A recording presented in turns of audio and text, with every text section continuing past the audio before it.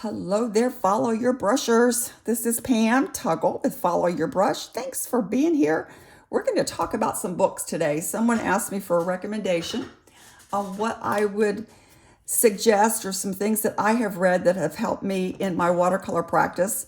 So I came back here in my studio and I have a lot of books. Now, whether they have all been comprehended is another topic. But I do have a lot of books. This is one of the very first ones that I got by Jeanne Carbonetti, The Revolutionary Approach to the Practice of Painting. I guess it's pronounced the tail of watercolor, kind of like the spirit of watercolor. She talks about experiencing and understanding the cooperation that you have in your spirit with the quote-unquote spirit of the watercolor, to know yourself and to know what's coming out of your brushes. And that's one reason I call this Follow Your Brush, because I realized that a lot of it is intuitive. A lot of it is coming from your heart, through your arm, through the brush, to the paper. And this book discusses that, and she talks about the difference when she would do workshops of seeing people that were kind of natural watercolorists, because they were the ones that we'd go into a classroom and she would see they loved the spills, they loved the drips, they loved the transparency and the glow of the watercolor. And then there were others that were practiced in technique and laboring over the arrangements of fixed parts, and then wondering why it's so hard. So it's getting those two to combine. Those of us that are the natural drippers, droppers, splashers, let's just see what it does type of painters, we have to also learn the techniques. And she said, abide at the center of your being, for the more you leave it, the less you learn. And I thought that was really good. So just learning to be present in what you're doing.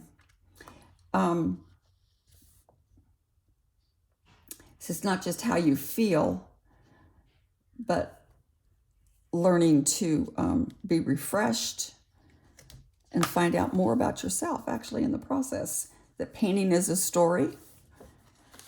Painting tells a story, and that's what Steve said this morning in our group, Steve Puttridge.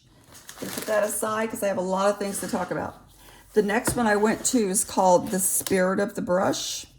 This is on Chinese brush painting techniques and simplicity. This is another one that was really good for me in my introduction to painting. Talking about brush making and the strokes and the marks that we make. It says here that one of the key elements is learn your method so well that it becomes second nature, so you no longer have to think about it while you paint, and then get it out of its way. The beauty is the happy surprise of what the brush does. Even a master painter can't completely control what the brush will or will not do. You master the discipline so you can allow your brush to lead. That's where I got that Follow Your Brush from. But I wish I could tell you that all this has become cemented in my brain, but it hasn't. It's just you can read it, and you can read it, and you can read it, but it's not until you begin to put it into your own practice that it actually becomes part of you. This is a great book. Talks about how to hold your brush, how to load your brush with water, how much water ratios, different strokes, and doing the same stroke again and again and again and again. And if any of you have followed Jeanne Haines, here's an example. The orchid technique, and just how you go 1, 2, 1, 2, and you just repeat this over and over. Back to what I was saying about Jeanne Haines. She said when she first learned from her Chinese teachers many years ago, For 6 months, she had to draw nothing but bamboo, the same bamboo over and over. A lot of times we kick up our heels and we're like, why do I have to do the same thing over and over and over? I just want to paint. But in order to understand and let that brush flow and talk through us, it is important. And she talks about learning the bamboo, the stalks and the branches, and where to stop and where to begin, and then adding the other strokes as you go. But this is a very great instructional book on your brush and your brush marks. It's through your brush marks that many of us find our quote unquote style. You find something that we like and then we repeat it over and over and over. That's your style. That doesn't mean you don't learn new things, but you keep going, but you discover brush marks that you like. Here's one that I kind of chuckled because I have Post-it notes in here. Master Disaster, 5 Ways to Rescue Desperate Watercolors. So that you can tell from my mindset when I ordered this one. This is by Webb Tregay. And if I'm mispronouncing these names, please forgive me. It's sometimes names are difficult. But this one is also great. She's talking about you either kill it or cure it. Master disasters. Placement of your principles of your placement. Mix and match. Elements of design. Principles of design. Stencil work. I know many of you already play with stencils and do different things. Talks about working with stencils, dividing space, different value plans. Value is always an issue with me, which I work on constantly. Knowing your transparent and your opaque colors, being able to read that color chart, darkening your values, and design strategies, where to put things in your painting as you're planning and then executing your painting. And then when it goes off the rails, what you can do to go back and change things up. Let's go to another one. This is a great one called Exploring Color Workshop by Nita, Leland. This one does have, and this is what someone in my group was asking me, they wanted something that actually had lessons and exercise and demos. This book fits that bill. She tells you about your colors. I remember working on this page repeatedly. I even have little pencil marks on there where I was trying to copy it. Mixing with just the basic traditional palette, and yet using those same colors to do all 4 seasons: winter, spring, summer, fall. That kind of drove me crazy, but I did work on it, and you can see all my little blotches of paint here. Learning the language of color, understanding colors, the color schemes, properties of colors, light and dark, intensity, pure and gray, warm to cool. These are all things that we need to know. We love to play. I love to play, but I don't always want to spend the time to get this into my brain and comprehend it. But as I do, and as I work more on color mixing, granulating colors, and knowing what my colors are going to do when I go to my painting, as we talked about yesterday, then it will make for better paintings in the long run. So that's Exploring Color. I've been also enjoying this one, a Hazel Soan watercolor guide, Art of the Limited Palette.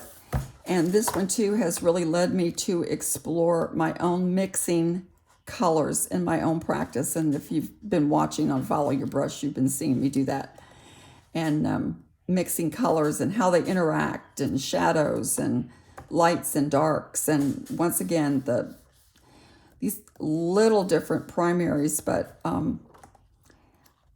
just understanding color and how it's going to behave. If you enjoy Jeanne Haines' work, as many of us do, this is one of her books. I have another one somewhere, but I just didn't get my hands on it, but I didn't want to make this too long. This is her book that came out last spring, Atmospheric Animals in Watercolor. She has a very unique technique when she paints, and it's just a joy to watch. And she talks in this is a very instructive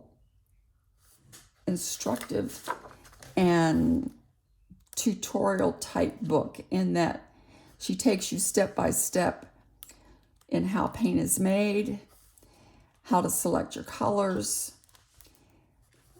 working with your paints in monochrome, just one color, and textures. She even has some recipes in here on how she created her own granulation fluid from nails and rust. And she makes her own inks from mushrooms, and she tells you the secrets of her little tips and tricks and experimenting with texture. And this is on how to make your own granulation fluid. It's also a great book. If you're interested in strengthening your drawing skills, I highly recommend Alphonso Dunn. He does a lot of ink work. You've heard of Inktober. Been instrumental in a lot of that. He gives you not only how to shade and the different strokes and spacing and layers and how to use it, but it also comes with a workbook as well, so that you can go through his book and actually have like homework that you're doing on yourself. And I started this, and then I had repeated hand surgeries, and when I went back to this, I discovered there are shapes that I can no longer make with this hand. So I've had to adjust to that and learn how to make some shapes. But you'd be surprised. It looks like, oh, I can do that, but when you actually come in to do it, it might not be as easy as you think. But these are some examples, book recommendations. This one I bought thinking this would magically help me to mix my colors. It's 1,500 color mixing recipes for oil, acrylic, and watercolor. I have it clipped to the watercolor mixing guides. This gives you a color and then the formula for the colors that are combined with it to make that hue. It's fascinating to look at and read. Now, whether I'm able to replicate this is a different matter. It obviously takes practice, like any of these books that you read. Unless you're getting into it and actually doing these things, it's not going to come into your brain by osmosis. Landscape color recipes. So you can go to this if you're looking. Another one that I really enjoy, and it's underneath this whole stack of stuff I just put here, but let me pull it out. This one is called Conversations in Paint by Charles Dunn. This is a very quote-unquote old book, in that it was written many years ago and brought back with different publications. And the original copyright is 1932. This book is chock full of ideas, principles. We just look at the contents. You can see from the contents, he talks about how to see as an artist, the principles of art, how you see the difference between seeing as an artist and seeing as a farmer, perhaps. We look at the field differently, with different eyes. Materials to use, volume, actually putting these things into practice. No tans, color plans. There is so much information in this. It's not a book that you just sit down and just in an evening, you're just going to read through and enjoy the book. It's a principle by principle, technique and style upon style, listic and tips and suggestions and workbooks, not workbook, but exercises to do, and understanding your color and balancing your color and lines. And it's just full of good quotes, and it's just extremely interesting.